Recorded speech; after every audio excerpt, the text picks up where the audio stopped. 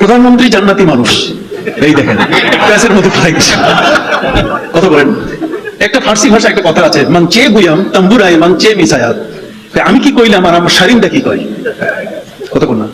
আমি কখনো বলি নাই যে প্রধানমন্ত্রী তিনি জান্নাতি। জান্নাতি এ শব্দ কখনো বলি নাই। আমি বলেছি জান্নাতি মানুষ এই কারণে যে তিনি 564টা মসজিদ করেছেন, 82,000 এই মক্তব শিক্ষকদেরকে 5,000 টাকা করে বেতন দিচ্ছেন। কথা বুঝতে পারছেন? এটা ছিল একটি প্রশংসামূলক কথা।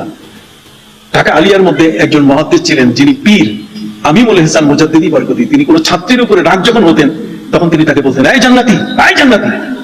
ছাত্র জিজ্ঞেস করছে, হুজুর আপনি রাগ করলেন, ওরা জান্নাতি করলেন কা? আমি কি তার জাহান্নামী বলবো? আমি জান্নাতি বলছি, এটা একটা দোয়া। এটা একটা কি? ওই মূর্খের দল। আমি বললাম যে ইমাম সাহেবরা বেতন পায় না। কথা বললাম সবচেয়ে বেশি অবহেলিত তারা ইমামরা।